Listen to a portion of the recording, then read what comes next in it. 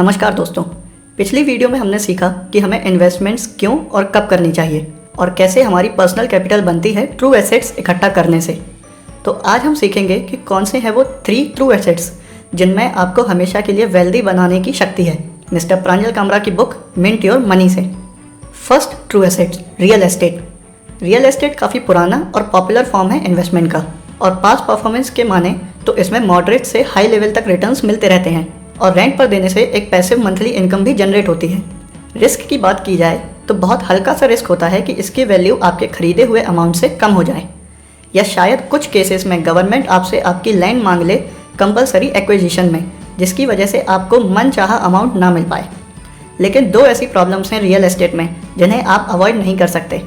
सबसे पहली है कि आपको लैंड खरीदने के लिए लाखों रुपए एक साथ इन्वेस्ट करने होते हैं, यानी कि इसमें आप अपने छोटे छोटे अमाउंट्स को यूज़ नहीं कर सकते। दूसरी प्रॉब्लम है कि लिक्विडिटी बहुत लो होती है, यानी कि मुश्किल वक्त में इसे तुरंत पैसों में कन्वर्ट नहीं किया जा सकता।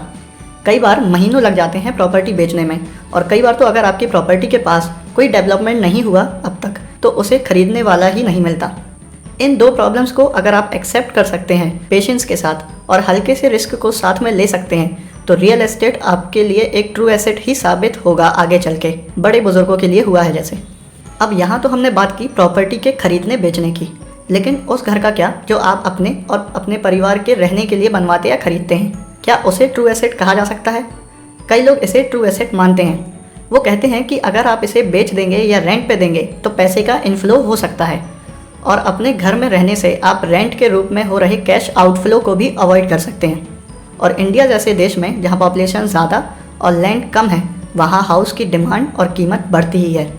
अब कई लोग इसे ट्रू एसेट तो क्या एसेट भी नहीं मानते और लायबिलिटी यानी कि खर्चा करवाने वाली चीज़ मानते हैं। उनका कहना है कि इसमें खरीदी के पैसे के साथ साथ और भी कई खर्चे बार बार आते हैं, जैसे कि मेंटेनेंस और रिपेयर, टैक्सेस, इंश्योरेंस और होम लोन का इंटरेस्ट भी। और वो मानते हैं कि कई बार इसकी वैल्यू ठीक से बढ़ती ही नहीं है मार्केट में, और बढ़ती भी है तो इन्फ्लेशन यानी कि महंगाई को नहीं हरा पाती। अब ऑथर इस डिबेट में अपना ओपिनियन देते हुए कहते हैं कि वो लैंड को हमेशा ही एक ट्रू एसेट मानेंगे और उसमें इन्वेस्ट करने की सलाह देंगे। रही बात आपके होम स्वीट होम यानी कि जहां आप रहते हैं, तो इसका आंसर सिचुएशंस पर डिपेंड करता रहता है। जैसे कि अभी कोरोना के वक्त में या कभी जॉब चले जाने की सिचुएशन में जिनके खुद के घर होते हैं उनको रेंट की चिंता नहीं करनी पड़ती, जो कि एक ब्लेसिंग ही है।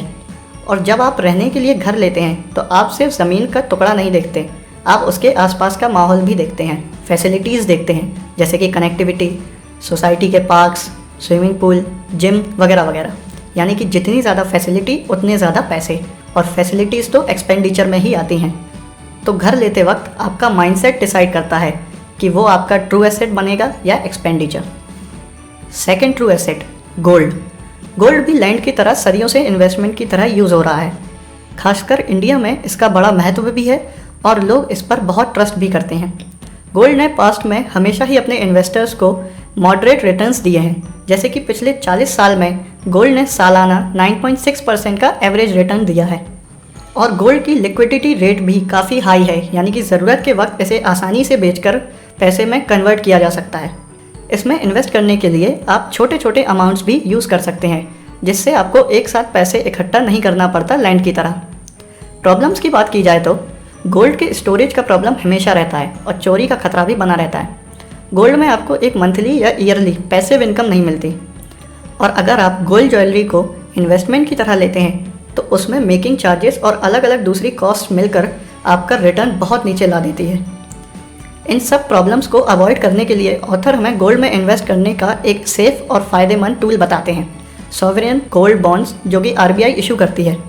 इसमें ना तो आपको स्टोरेज की चिंता रहती है और ना ही चोरी की, और वहीं आप गोल्ड की वैल्यू में हो रहे मुनाफे का पूरा फ़ायदा उठा सकते हैं।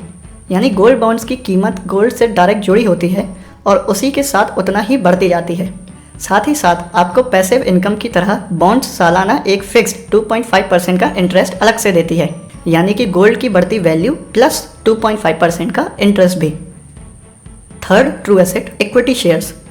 कभी आपने सोचा है कि आपकी भी खुद की कंपनी हो, आपके क्लास टॉपर्स आपके लिए काम करें, लेकिन फंड्स और एक्सपर्टीज़ की कमी से कभी ये सपना पूरा होता ही नहीं दिखा? फिर तो आपके लिए इक्विटी शेयर्स एक बढ़िया इन्वेस्टमेंट होगी। जिसके थ्रू आप स्टॉक मार्केट की किसी भी कंपनी में डायरेक्ट इन्वेस्ट कर सकते हैं। इक्विटी शेयर्स खरीदने से आप शेयर होल्डर बन जाते हैं कंपनी के, और इक्विटी शेयर होल्डर को भी कंपनी का मालिक माना जाता है। यानी कि आपके पास प्रॉफिट शेयर करने का हक होता है, वोट देने का हक होता है कंपनी के मामलों में, और जैसे जैसे कंपनी ग्रो करती है आपका पैसा भी ग्रो करता है। इक्विटी शेयर्स में आप 100 रुपये की इन्वेस्टमेंट भी कर सकते हैं, यानी कि इसमें आपकी छोटी से छोटी सेविंग्स भी काम आती है, जो कि आगे चल के कई गुना बढ़ गई होगी। एक बहुत ही फेमस और अमेजिंग एग्जाम्पल है कि अगर आपने या आपके पेरेंट्स ने 1993 में इन्फोसिस में सिर्फ 10,000 रुपये इन्वेस्ट करके छोड़ दिए होते, तो 2017 यानी कि 23 साल बाद उन 10,000 के शेयर्स की वैल्यू बढ़कर हो जाती 2,97,30,645 रुपये, यानी कि 2,973 गुना ग्रोथ। लेकिन जैसे कि बिजनेस में रिस्क होता है, वैसा ही रिस्क शेयर मार्केट में भी होता है, और हमारे देश की फाइनेंशियल लिटरेसी की कमी की वजह से इसको काफ़ी रिस्की भी माना जाता है बिजनेस की तरह। लेकिन अगर इतने सारे ऑप्शंस हैं तो अपना पैसा लगाएं कैसे, कहाँ और कितना? ऑथर एक थंब रूल सजेस्ट करते हैं इसके लिए। आप अपनी एज को 100 से माइनस कीजिए, जो भी रिजल्ट आता है अपनी सेविंग्स का उतना परसेंटेज आप थोड़े risky but high return investment जैसे कि इक्विटी में लगा सकते हैं, और बाकी परसेंट ज़्यादा सेफ और सिक्योर जैसे कि गोल्ड या प्रॉपर्टी में लगाइए। यानी कि अगर आपकी एज है 20 साल तो आपकी रिस्क कैपेसिटी हुई 80% ऑफ योर सेविंग्स, यानी कि आप अपनी इन्वेस्टमेंट का 80% इक्विटी शेयर्स में लगा सकते हैं। जैसे जैसे आपकी एज बढ़ती जाती है आपकी रिस्क टेकिंग कैपेसिटी कम होती जाती है।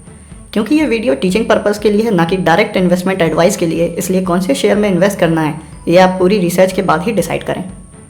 हमने ऊपर शेयर्स में इन्वेस्टिंग की बात की, जिसका एक ईजी और टाइम सेविंग तरीका है म्यूचुअल फंड्स, जिसके बारे में हम सीखेंगे अगली वीडियो में, यानी कि कल।